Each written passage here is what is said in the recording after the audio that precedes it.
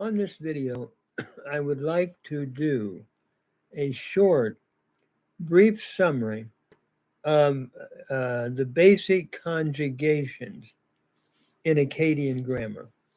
And I'm using the verb parasu, to cut. And if anyone would like to follow my written summary of this, it is found on my work, A Short Inductive Akkadian Grammar, based on the epilogue of Hammurabi's Code. And so I am reading or summarizing what I have written on page 2 of that work. That work can be found, I believe, just on Google or Google Books under my name, Dr. Gary Stats. So as we go to summarize basically Akkadian grammar, the verb parasu is often used, P-A-R-A-S-U, meaning to cut. And so looking at the basic grammar or the basic conjugations, we have the G preterite, which is your basic stem, sometimes called the G stem, or it corresponds to the cow stem in Hebrew. And that would be iprus, with the root, the P, the R, the S, but the IU vowel pattern, iprus. That would be he cut, the G preterite or G past. Then we have the D preterite, which is similar or much like the Hebrew PL stem, showing intensification or of doing something often. We have uparis, U-P-A-R-R-I-S. From the root, parasu again, notice you have your U prefix and then your doubling of your middle radical in the R, uparis, much like what you have in Hebrew, where you have the doubling of the middle radical. So uparis simply means to do something with intensification. He cuts with, or he cut with intensification. Then we have the sheen preterite, much like the Hebrew hey, it's causative. You have the same type of sheen causation in Aramaic. So the sheen preterite, as we said, is like the hifil, showing causation. It is the causative stem and will ordinarily contain a sha after the prefix. We could call it a sha infix. U, sha, ushapis. U, the sheen, the A, P, R, I, S. That is, he caused to do something. He caused to write. That sha looking at a causative idea. Then, number 4, we have the in stem, the in preterite. These are all preterite stems here. The in preterite stem is like the Hebrew nifal stem, indicating a passive idea. It would be IPPARIS.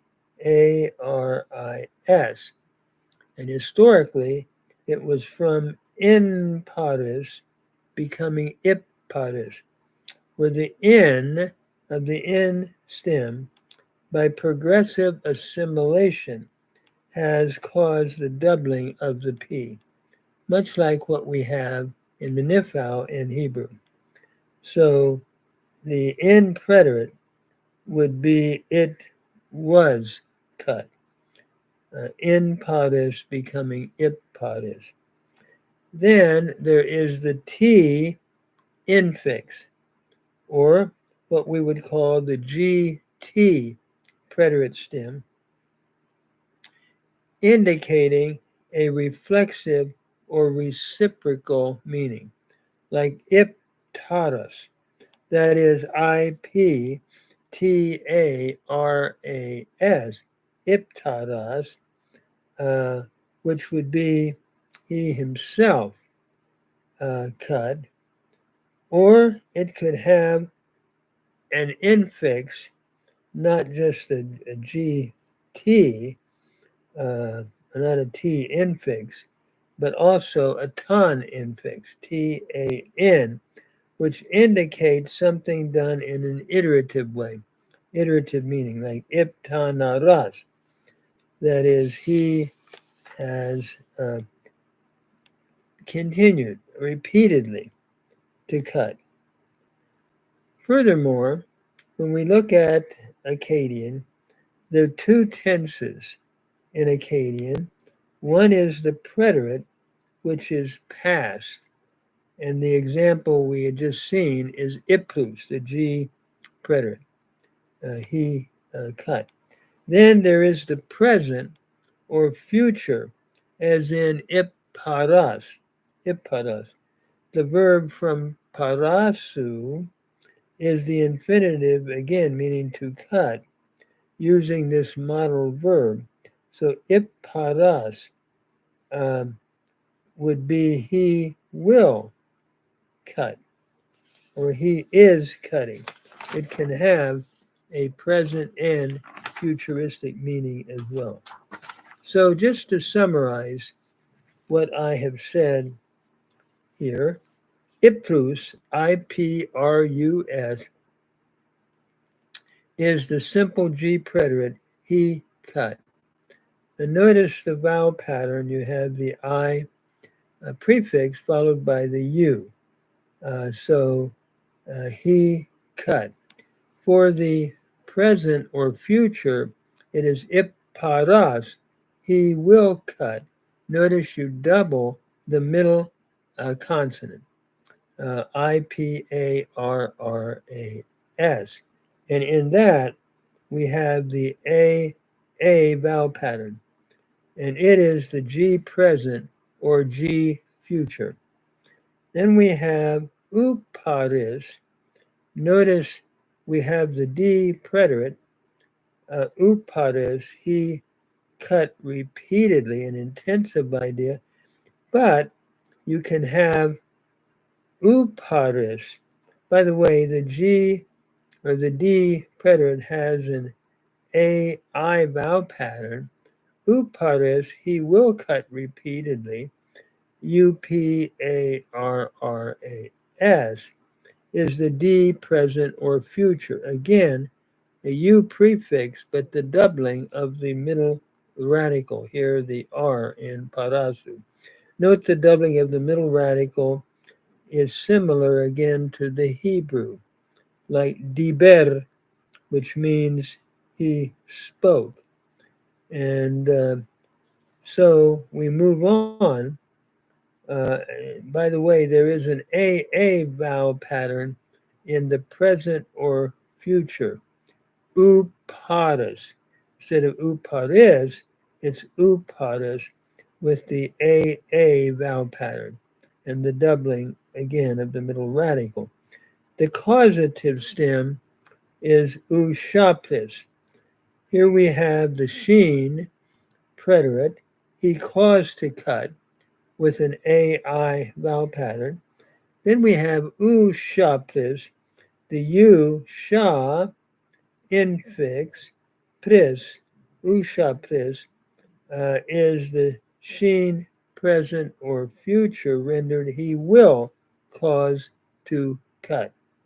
Ushapis in the AA vowel pattern.